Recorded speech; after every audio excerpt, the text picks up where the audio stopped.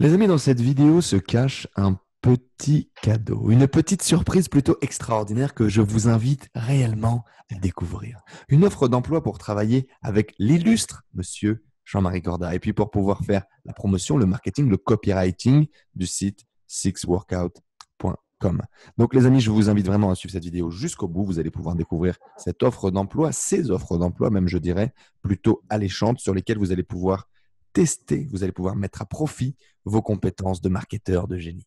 Allez, je vous dis à tout de suite, on y retourne pour la vidéo. Yo, yo, yo, what's up les amis, j'espère que vous avez la patate. Bienvenue dans cette nouvelle vidéo. Aujourd'hui, du coup, comme tu l'as vu dans le titre juste au-dessus, les conseils du sex coach numéro 1 au monde, les amis. Aujourd'hui, nous accueillons Jean-Marie Corda. Jean-Marie, salut. Salut frérot. Aujourd'hui, les amis, du coup, nous allons parler de qu'est-ce que c'est qu'être un sex coach marketing et comment on devient surtout le numéro 1 sur son marché. Parce que bien évidemment, vous l'avez compris, les conseils d'un sex coach, je parlais bien entendu des conseils marketing, bande de petits coquinous. Hein, je vous ai vu là en train d'espérer plein de beaux conseils pour vous, vos hommes, vos femmes, vous faites ce que vous voulez. Eh bien, bon, aujourd'hui, on va parler de marketing parce qu'on est quand même sur les entrepreneurs 2.0. Je vous invite, dans tous les cas, à aller voir les autres contenus que l'on a créés avec Jean-Marie. Il y en a qui sont dédiés un peu à la confiance en soi, à la sexualité, à l'approche très particulière peut-être pour toi, que peut avoir Jean-Marie de la sexualité. Donc, je t'invite à aller voir tout ça. C'est dans la description, c'est juste en dessous, c'est juste à côté. Si tu es intéressé pour les conseils un peu sexo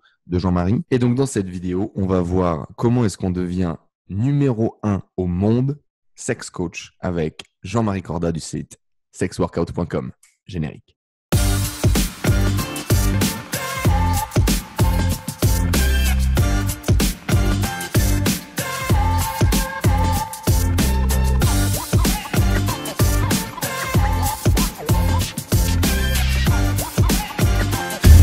Yo, yo, yo, Jean-Marie, comment vas-tu aujourd'hui? Écoute, ça se passe super bien. Je kiffe tes intros. T'as un vrai talent de crooner, hein. C'est merveilleux.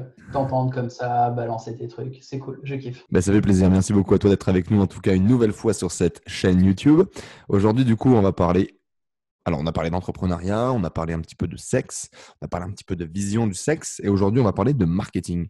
Parce qu'effectivement, tu es quand même aujourd'hui devenu numéro 1 sur ton marché. Alors, tu as plusieurs activités, tu es producteur, tu crées toi-même tes propres films porno. Tu as également une plateforme de vente de formation en ligne sur le domaine du sexe. Et c'est là-dessus, aujourd'hui, que j'aimerais qu'on discute. Comment est-ce qu'on devient numéro 1 sur le domaine de la vente de formation, ce que potentiellement énormément des gens qui nous écoutent aujourd'hui font dans le domaine du sexe. Toi, qu'est-ce que tu as fait pour devenir numéro 1? Dis-nous tout. Honnêtement, j'ai fait des bons produits. Et niveau marketing, j'ai fait que de la merde. Sincèrement, la seule raison pour laquelle je fais les meilleures ventes dans mon domaine depuis, ça fait peut-être 2 ans que je suis numéro 1, la seule raison, c'est que j'ai des produits d'excellente qualité. C'est-à-dire que même en faisant de la merde totale, mes produits se vendent. Et franchement, en marketing, c'est un scandale ce que j'ai fait. Il y a eu des bonnes choses, mais globalement, je fais de la merde. Je vais te dire ce que c'est les bonnes choses, je vais te dire ce que c'est la merde, tu jugeras de toi-même. Les bonnes choses, c'est que pour vendre mon coaching sexuel, j'ai compris qu'il fallait que je sois crédible. Et pour être crédible, je me suis dit, bon, bah écoute, je vais faire du porno, je vais montrer ma bite et je vais montrer comment je baisse des nanas. Comme ça, les types qui vont écouter mes conseils, eh ben, ils sauront que ça marche. Ils vont me voir à l'action, ils se diront, bon, le mec, c'est de quoi il parle, on peut l'écouter, même si c'est vrai qu'il a l'air d'un dingue quand il parle, la manière dont il se fringue, tout ça. Il sait baiser, ça c'est sûr. Il a une bite qui est dure. Allez, on va l'écouter, on va voir ses conseils. Et quand on commence à l'écouter sur des vidéos pédagogiques, généralement, là, je chope tout le monde parce que tu les as vues, les vidéos, Bien sûr, ouais. et les gens les valident. C'est-à-dire que même les gens qui me détestent, qui me critiquent, ils me critiquent sur le côté humain et ils disent toujours « Ouais, mais ces produits sont bons ». Ils me font de la pub au final. Parce que les gens sont curieux, ils sont là, ah, c'est qui ce fils de pute, on va aller voir et tout, ah, c'est vrai qu'il est ridicule et tout. Mais la vidéo pour l'érection, ah, c'est quand même intéressant de bien demander. Ah, il y a une vidéo pour contrôler les jacks, ouais, j'ai quand même regardé. Et donc les gens, même s'ils me détestent, ils vont se retrouver à acheter mes produits, ça marche quoi. Alors, n'empêche que niveau marketing, j'ai quand même fait que de la merde. Je vais te dire où est-ce que j'en suis actuellement, tellement j'ai fait de la merde. Alors C'est rapidement, du que coup, avant que tu switches, on a quand même deux points qui sont super importants. Faire des produits d'une qualité extraordinaire et avoir une autorité exemplaire sur son marché. C'est les 2 points que pour l'instant tu as développés. ouais, c'est-à-dire être connu. Même si j'ai une réputation borderline, au moins je suis connu. Et les produits, par contre, même les gens qui me détestent admettent que mes produits sont bons. Ils n'ont pas le choix, sinon ils perdraient du crédit. Si un gars arrive frontalement en disant mes produits c'est de la merde, il passera pour un con qui ne connaît rien parce que j'ai vraiment les produits de la meilleure qualité. J'ai les plus haut de gamme qui existent au monde. Et C'est-à-dire que donc, du coup, n'importe qui comment qui est-ce que cherche. tu as fait pour développer des produits avec autant de qualité, du coup? Ah, j'ai fait des recherches, 15 ans de recherche. J'ai travaillé le truc comme un dingue. C'est-à-dire que c'est un domaine qui me passionne et sur lequel j'ai eu des coachs, j'ai eu des profs, j'ai lu beaucoup de bouquins, j'ai fait des recherches en médecine chinoise, j'ai fait des recherches dans mon milieu, dans la pornographie, quoi, auprès d'autres acteurs porno qui m'ont donné leurs techniques, ce qui fonctionnait bien, ce qui ne fonctionnait pas, de grosses recherches, mise en application, de la pédagogie, et j'en ai sorti des programmes d'entraînement qui sont rapides à regarder. Ensuite, il faut le temps de les pratiquer. C'est comme tout, il faut aller à la gym et s'entraîner. Quand tu vois mes programmes d'entraînement, il y a 3 mois généralement par programme. C'est 45 minutes à mater et derrière, tu as 3 mois d'entraînement. Mais ça donne des résultats. Si le mec, il pratique avec discipline et constance, il est sûr d'avoir ces résultats. C'est anatomique, quoi. Ça marche à tous les coups. Donc, tu peux augmenter la qualité de ton érection, sa stabilité, sa fréquence. Tu peux augmenter ta durée avant éjaculation et tu peux aussi apprendre à contrôler un petit peu ton énergie sexuelle. Ça veut dire quoi? Ça veut dire mieux gérer tes sensations, mieux gérer tes émotions, derrière mieux gérer ta concentration, ça a beaucoup d'impact. Au niveau marketing, je vais te donner 2 exemples de à quel point j'ai fait n'importe quoi. À quel point tu as Premier foiré? exemple,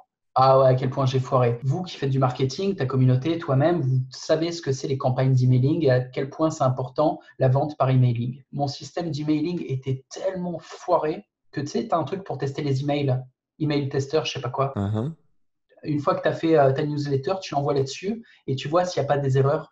S'il n'y a pas Ouais, des erreurs dans le code ou des erreurs dans le texte. Et il y a une note sur 10. bien Genre, si sûr. ton mail est parfait et qu'il ne tombe pas dans les spams, il a 10 sur 10. Mhm, tout à fait, ouais. Donc, tu as une note sur 10. Mais mail était tellement pété que j'avais une note négative. J'avais -2 sur 10. C'est-à-dire, j'étais tellement pété que ça commençait à avoir des impacts. Je me retrouvais dans des blacklists, je sais pas quoi. Et même mon nom, c'est-à-dire le nom de ma société Sex Cote, se trouvait potentiellement, si je continue dans cette voie-là, Dans les spams, là.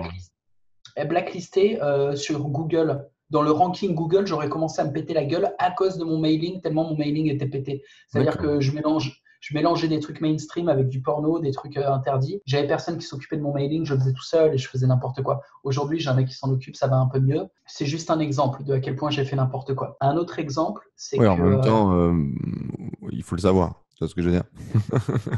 ouais, c'est un métier, c'est un métier. Moi, mon métier, c'est de baiser des meufs et d'apprendre comment les baiser. C'est pas de faire du mailing. Je l'ai fait moi-même par la force des choses. C'est un peu comme ça pour tout. Et honnêtement, je suis pas tellement doué là-dedans. Je suis pas bon en marketing. Un autre exemple, c'est que dans mon métier, c'est assez dur d'avoir mes propres clients qui me font de la pub. Tu vois, je vais pas avoir des clients qui fièrement vont me faire des vidéos. Salut, bon ben, je m'appelle Bertrand et je bande mou. Donc, grâce au conseil de Corda, bon, bah, ça va mieux, tu vois. Maintenant, j'arrive à tringler ma meuf. C'est cool, merci Corda. C'est dur à faire ça. Toi, dans une autre vidéo, tu l'as fait.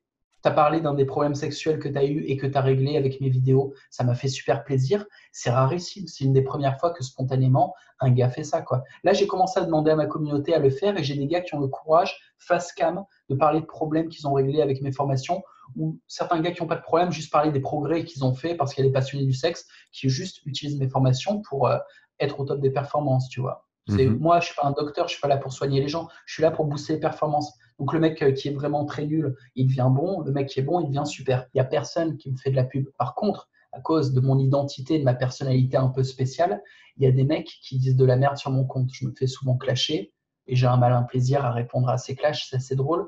Certains talents aussi, j'invite les gens à regarder la réponse que j'ai fait à Antox Colaboy quand il m'a clashé. Je pense que c'était marrant. C'était tellement marrant que ma chaîne YouTube s'est fait striker. J'étais au-delà des limites du drôle, je pense. Tu l'as vu cette réponse ou pas d'ailleurs? Bah, non, non, non, je savais même pas qu'en tox t'avais clashé. Ok.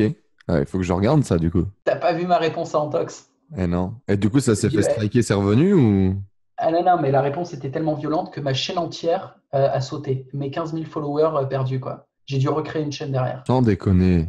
Ah ouais, ouais, d'une violence de fou. Avec J'ai tout le toute sa contenu com. et tout, donc tout est mort, quoi. T'as recréé une chaîne YouTube. Ouais, ouais, encore une fois, pour montrer à quel point je suis merdique en marketing, je me suis fait striker une chaîne avec 170 vidéos, 15 000 abonnés, des dizaines de milliers de commentaires, tout a sauté. J'en parle dans une vidéo sur ma chaîne, le lien est en description, qui dit YouTube m'arrête. Tu sais, il y a eu plein de mecs qui en ont eu marre de YouTube qui a dit j'arrête YouTube. Moi, c'est Mhm. l'inverse, c'est YouTube qui m'a arrêté. Et j'ai fait une vidéo marrante où tu as une pute avec des gros nichons et la tête de YouTube qui me met des coups de savate dans la gueule pendant que moi je suis attaché comme ça, genre non, je veux m'exprimer. Et bam, je me prends des coups. Suite au clash d'Antox, t'as toute sa communauté qui a striké en masse mes vidéos, mais ça a été n'importe quoi. J'ai des vidéos, je parlais face cam, il se passe rien, et j'ai été striké pour ça, en mode sexualité ou incitation aux pratiques dangereuses telles que la consommation de drogue et la fabrication d'explosifs artisanaux, n'importe quoi. Et ma chaîne a sauté, YouTube veut rien savoir, ils veulent pas la remettre, rien, j'ai perdu ma chaîne. J'en ai refait une, mais encore une fois, ma chaîne YouTube, c'était mon principal outil marketing, c'est 60% de ma promo, que je me la fasse striker comme un demeuré comme ça, montre à quel point je suis une tub en marketing. Mais c'était même pas ça l'exemple que je voulais Oh mettre mon Dieu. Mais c'est huge quand même. Ok, je savais pas du tout. C'était il y a un mois. Et du coup, oui, ça, je m'en souviens du coup que tu m'en avais parlé par message, mais j'avais pas du tout bité pour le coup, tu vois, sans mauvais jeu de mots. C'est suite au clash d'Antox.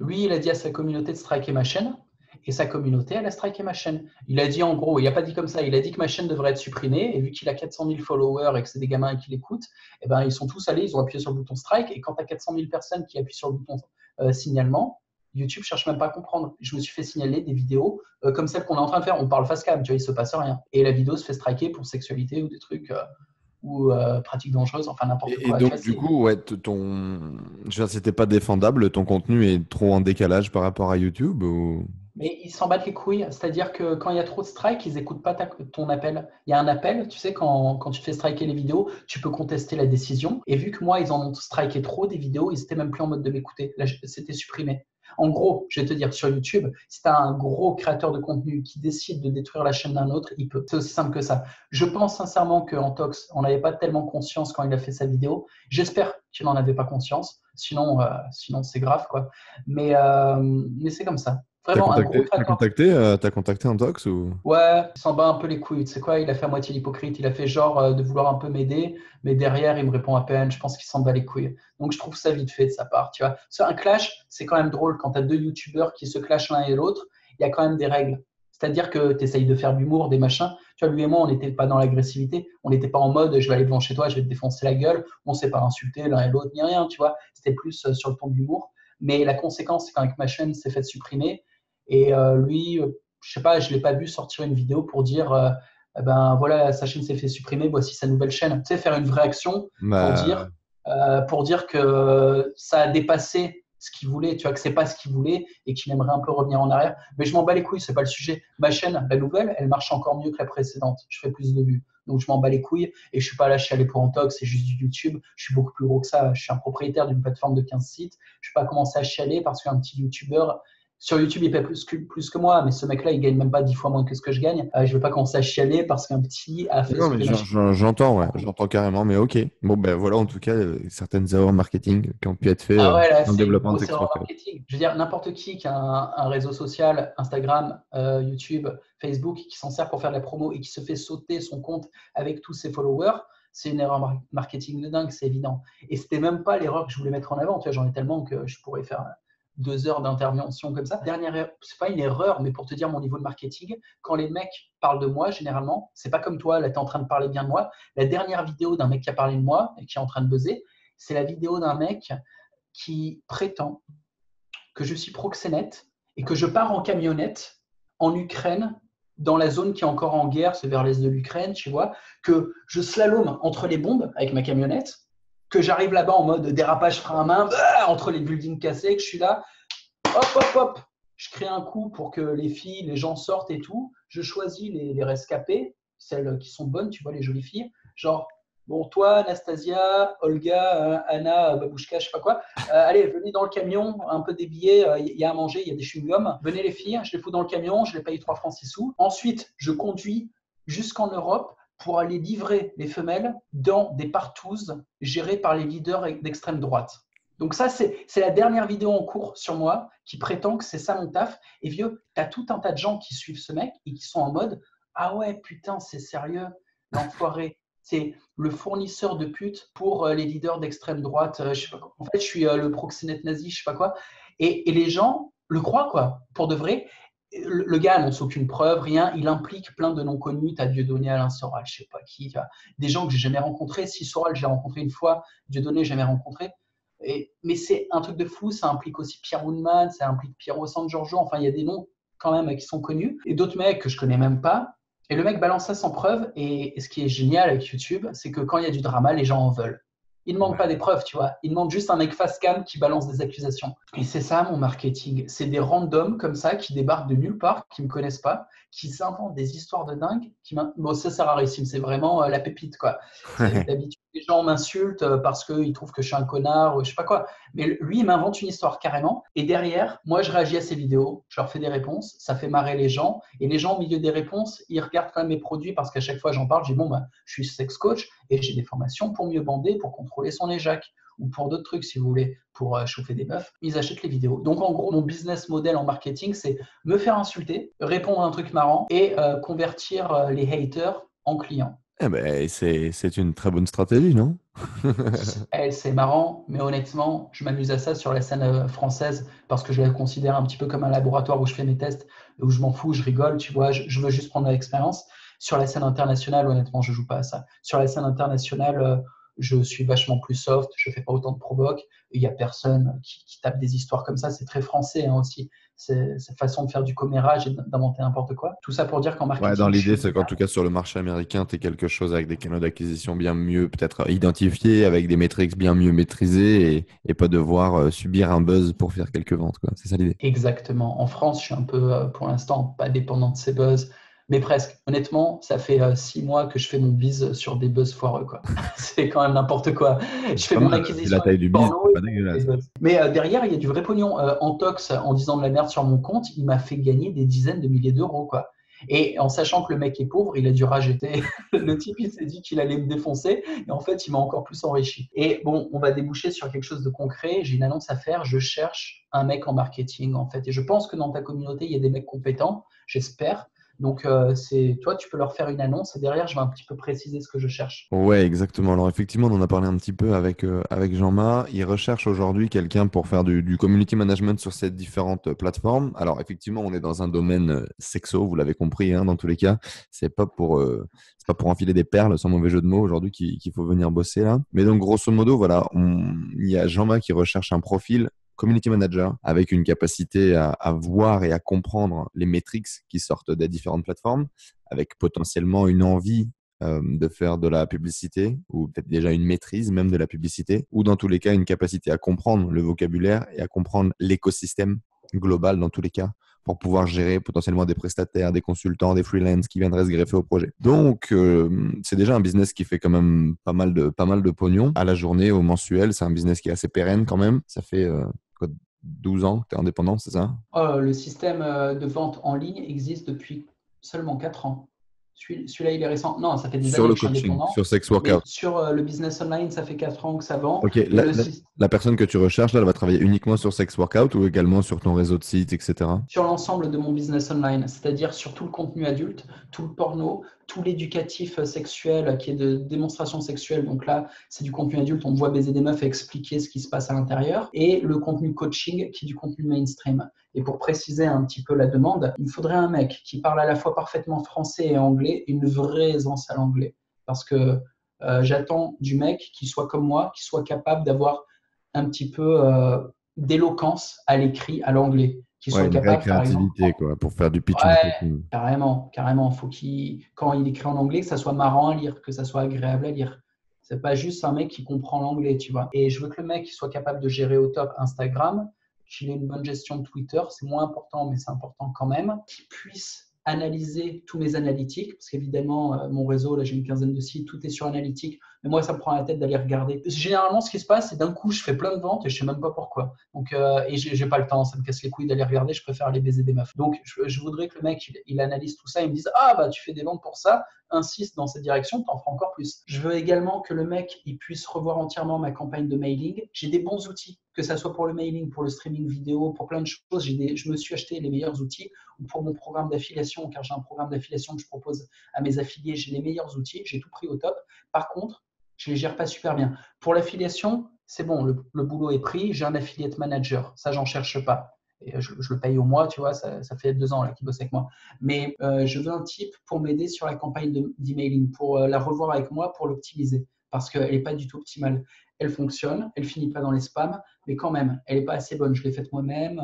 Le copywriting, tu veux dire l'écriture des emails persuasifs pour amener les gens sur les Ouais, c'est contenus ou pour ça. amener les gens à l'achat. Et puis la construction, se dire d'abord ce mail, ensuite ce mail, tout ça, tu vois. Vraiment construire des Le campagnes. parcours utilisateur que tu vas faire passer par. Ouais. Également un mec qui maîtrise un peu l'AdWords, qui puisse me faire des campagnes AdWords, qui maîtrise un peu les landing pages, qui soit en mode ah bah tiens, tu vois, ce produit à toi, il faudrait vraiment le booster, on va lui faire des landing pages. Je m'en suis fait moi-même, tu vois, mais ça suffit pas. Il faudrait un mec qui ait une vraie vision marketing et qui vienne m'épauler. Moi, j'ai une vision à long terme de la production. Je sais créer du contenu et je sais un petit peu dans quelle direction il faut aller. Je suis pas fou, hein, je connais mon business.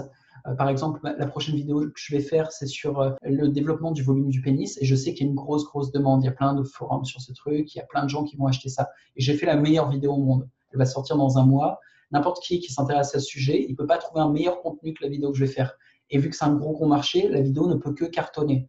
Et le truc, c'est que moi, ça me fait chier de faire toute la promo, tout le marketing qui va autour. Ce que je veux, c'est créer le produit. C'est là où je suis bon et c'est là où je veux prioritariser mon temps. Tu vois, je veux pas perdre mon temps à faire des trucs qui sont pas les miens, où je suis même pas compétent en fait. C'est quand même un métier d'apprendre tous ces outils. Et au niveau du paiement, j'en discuterai avec les gars qui vont venir me voir, mais il y aura un fixe et une variable. Le fixe, ça sera au nombre de réseaux sociaux qu'ils managent. On verra combien c'est. Je ne vais pas en parler en vidéo. Ça dépend de qui j'ai en face de moi, de ce qu'ils ont déjà fait, de l'expérience, de ce qu'ils proposent. Et le variable, eh ben, ça sera un pourcentage sur les liens d'affiliation à leur nom qu'ils mettront sur les différents posts sur les réseaux sociaux. Ouais, alors je pense qu'il y a quand même plusieurs choses là qui se partagent dans tout ça. Il y a un profil effectivement de community manager qui est évident et qui est clair. Un profil de community manager qui a également une vision analytique et qui est capable de comprendre un peu le business sera un plus. Et je pense qu'il y a quand même un deuxième profil qui se dégage qui est un peu vraiment marketing, creative, tu vois vraiment un peu marketing créatif et copywriting par exemple. Parce que la personne qui va être géniale à gérer les réseaux sociaux ne sera pas forcément la meilleure personne pour t'aider à développer des landing pages et améliorer ton écriture dans ton emailing, tu vois. Donc, si tu es quelqu'un aujourd'hui qui a déjà une belle expérience dans un de ces deux domaines, qui a envie de prendre l'autre pôle, pourquoi pas. Sinon, c'est peut-être deux profils différents également. Ouais, ok. Dans tous les cas, je pense que, voilà, en termes de créativité, travailler avec Jean-Marie, ça peut être drôle parce que je pense que tu dois avoir tu peux avoir en tout cas une créativité qui est quasiment sans limite. C'est un secteur quand même d'activité, à mon avis, qui peut être drôle. En termes de marketing, on peut tester pas mal de choses. Moi, j'ai adoré le nombre de campagnes marketing qu'a pu faire Jackie Michel. Ils ont vraiment été impressionnants dans ce domaine-là. C'est vraiment des précurseurs. Il y a d'autres, en fait, c'est des secteurs d'activité dans lesquels tu peux te permettre d'être créatif et de faire des choses Et juste un drôles. truc pour Jackie et Michel, je dois lui faire un big up. C'est Michel, le boss de la société, qui est à l'origine de la plupart des idées. Ce mec, faut pas le sous-estimer. Les gens savent pas qui c'est un putain de génie marketing. Ce mec est à l'origine de plein de buzz. Et c'est lui, hein. Souvent, c'est lui, soit qui valide, parce qu'on lui propose plein d'idées, mais c'est lui quand même qui valide, ou qui a carrément les idées. Il a fait des buzz de dingue. Et au final, la France entière réplique son slogan. Ah oui. Juste ça, tu vois. Juste ça. N'importe qui, tu dis, on dit merci qui, et les gens répètent le slogan de sa société. Donc, encore une fois, Alors que dans plein potentiellement, tu d'interviews, n'as jamais maté une vidéo de toute ta vie sur Jackie Michel, mais tu connais le slogan parce que c'est connu, quoi. et c'est pas pour rien. Le mec est un acharné de travail. Et c'est un très très bon entrepreneur. Pour moi, c'est une grosse inspiration. Voilà, ça c'est dit. Alors big up à toi, Michel. Si tu nous vois, on dit merci qui? On dit merci Michel. Donc voilà les amis, en tout cas, il y a Jean-Marc, on va mettre du coup bien évidemment toutes les informations dans la description juste en dessous pour que tu puisses bien échanger un petit peu. Il cherche quand même un profil assez senior. Maintenant voilà, si entre guillemets t'habitais ton couteau et t'as envie de bosser, eh bien je t'invite également à envoyer ton profil. Par contre effectivement, aujourd'hui c'est un business qui est déjà en place, qui fonctionne déjà bien. Privilégier quand même les compétences déjà en place. Il peut potentiellement y avoir une négociation à mon avis sur une formation potentielle, tu vois, de 3 mois d'amorçage peut-être. Après, ce sera à discuter avec Jean-Marie. Mais il cherche quelqu'un d'opérationnel et quelqu'un qui est capable de prendre à corps les responsabilités. Bien entendu, de gagner la rémunération qui va en face. On a parlé un peu de rémunération en off. Il est capable, en tout cas, de rémunérer correctement la personne qui sera capable de gérer ces problématiques-là pour lui. Et plusieurs trucs. Si le mec, il n'est pas capable de gérer les réseaux sociaux au moins aussi bien que moi, c'est pas la peine. Et je les gère pas n'importe comment non plus. Tu vois, même si je fais beaucoup d'autodérision en disant que je fais que de la merde, non, je fais pas que de la merde non plus. Il faut que le mec soit bien meilleur que moi, sinon ça m'intéresse pas de payer un mec pour qu'il me fasse ce que je pourrais faire, tu vois. Ça, c'est une chose. Et il faut que le mec, avant de me contacter, il ait pris le temps de vraiment regarder mon contenu. Si un mec me contacte et dans la discussion avec lui, je me rends compte qu'il ne connaît pas mes produits, c'est mort. Même si le mec est bon, je vais me dire d'où le gars me contacte alors qu'il ne sait pas ce que je vends. Étudier le produit est disponible. C'est-à-dire, vous allez sur ma chaîne YouTube, vous regardez mes vidéos, vous allez sur mes sites. C'est quand même assez divertissant et c'est pas tellement étendu. C'est-à-dire que mon principal produit, c'est le coaching. Il y a 6 vidéos. Et je suis prêt à les envoyer gratos aux candidats sérieux, il n'y a pas de souci. Mais si le mec il vient me parler et qu'il n'a pas quand même passé quelques heures à étudier mes produits, qu'il n'a pas une vision globale sur mon business, je verrai ça comme un manque de respect, je le blacklisterai. Voilà, juste Ouais, qu'il bah, ça n'y a paraît pas des assez gens qui me plaisent. cohérent en fait, les amis, Ouais, ouais. quand vous allez faire l'entretien d'embauche, vous savez au moins qui est-ce que vous avez en face de vous et quelle est la boîte pour laquelle vous vous postulez. Bon, c'est un peu la même idée, quoi. Effectivement, ça me paraît cohérent. Mais bon, je dis ça, j'ai peut-être l'air un petit peu agressif en disant ça, mais c'est pour pouvoir être disponible quand je rencontre un type qui en vaut la peine, qui a fait l'effort, et puis derrière, qui a les compétences. Donc, pareil, si vous venez me voir, c'est cool si vous avez déjà dans votre background des succès, donc des pages que vous avez réussi à gérer, sur lesquelles vous avez mis des followers, sur lesquelles il y a des belles conversions. Évidemment, c'est un plus. Et puis même si vous n'avez pas tout ça, mais que vous avez la motivation, moi, j'ai commencé mon business sans rien savoir et j'ai réussi. Donc, je peux croire en un débutant. Et un débutant peut toujours faire ses preuves. Et si vous venez à moi avec du respect et de la motivation, eh ben, je vous donnerai l'opportunité de faire vos preuves. Peut-être au début, pas de rémunération si vous êtes vraiment débutant. Mais au moins, de quoi faire vos preuves. Et c'est quoi? Il y a plusieurs de mes employés qui au début sont venus comme ça, tu vois, juste pour m'aider et qui se sont rendus indispensables. Et au final, bah, je les ai rémunérés parce que je voulais surtout pas qu'ils partent. Parce que s'ils partaient, j'étais dans la merde.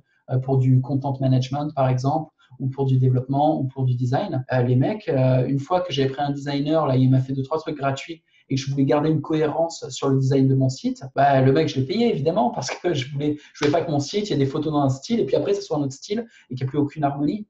Donc, le gars, il a gagné un emploi, quoi. Ouais, dans tous les cas, c'est un peu comme ça aussi que je recommande les trois quarts du temps. Enfin, faites vos preuves, gagnez le respect de Rendez-vous la personne qui est en face indispensable. de vous. Rendez-vous Mais même, indispensable. ouais, ouais, c'est pragmatique. Quand tu es indispensable, eh ben, voilà. C'est exactement comme ça que Thomas, mon assistant, a fait, quoi. Au début, il a travaillé comme ça, un peu, bah tiens, j'ai fait tel truc pour la communauté, bah, c'est cool, c'est génial, merci beaucoup. Et puis tiens, bah Thomas, en fait, là, j'ai besoin de quelqu'un, je vais mettre ça sur 5 euros.com, est-ce que tu n'aurais pas envie de le faire? Bon, bah, il l'a pris une fois, 2 fois, il a bien bossé. Puis aujourd'hui, bah, il a un fixe mensuel, quoi, tout simplement. Donc, bah voilà, les amis, Normal. je vous invite bien évidemment à tester les mêmes choses. Ben, on va mettre toutes les informations pour pouvoir contacter Jean-Marie juste en dessous. Et puis, ben, moi, je vous invite à vous amuser si ce genre de profil et ce genre de job vous intéresse. Eh bien, bon courage à vous. Amusez-vous bien.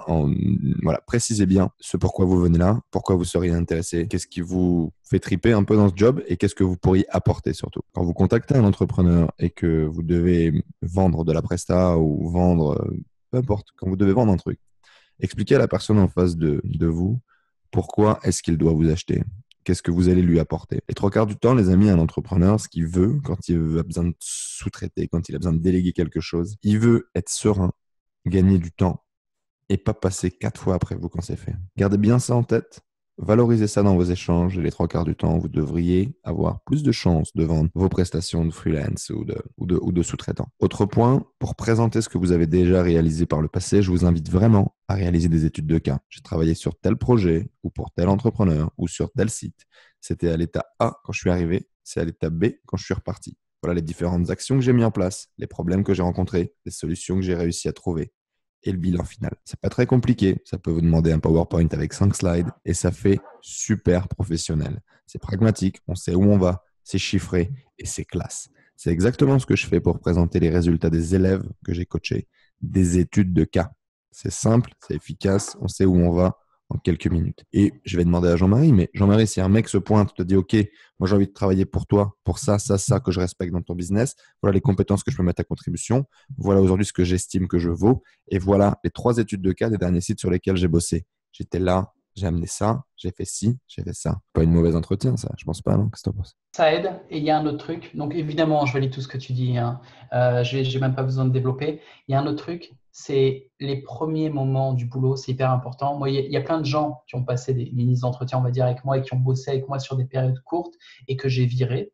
J'en ai gardé certains. Tu vois, j'ai une équipe de 5 personnes actuellement à peu près. Ceux que j'ai virés, ils n'ont jamais respecté cette règle que j'invite tous les mecs qui veulent se faire embaucher à respecter, c'est donner un feedback.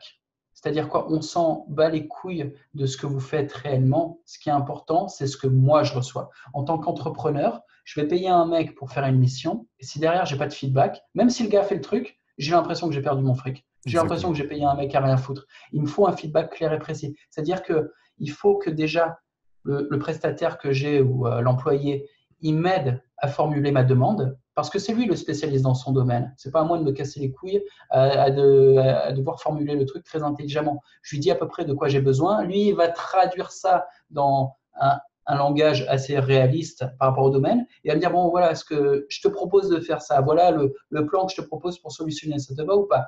Je lui dis oui, je lui donne le feu vert pour faire le taf.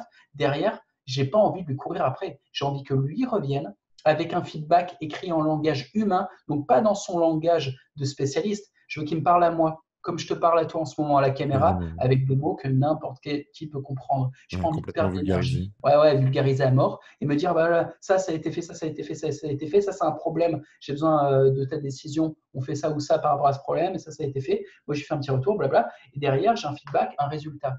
Et là, je peux continuer à bosser. Là, j'ai l'impression que le mec, il a bossé pour moi parce qu'il m'a donné un compte rendu. Et ça doit être constant pour chaque tâche. C'est-à-dire qu'à chaque fois que je lui fais une demande, c'est mon boulot de leader de lui donner une deadline en termes de résultats et en termes de date et d'heure, lui dire tel jour, telle heure, tu m'amènes tel résultat. Mais même si je ne le fais pas, s'il est vraiment consensueux, il devrait me dire ok, j'ai compris la mission, je t'amène un résultat à cette date et à cette heure. Ok, et derrière, il doit le faire. Jamais je dois courir après lui. Si je commence à courir après lui, putain, je paye un mec pour me faire gagner du temps, il m'en fait perdre.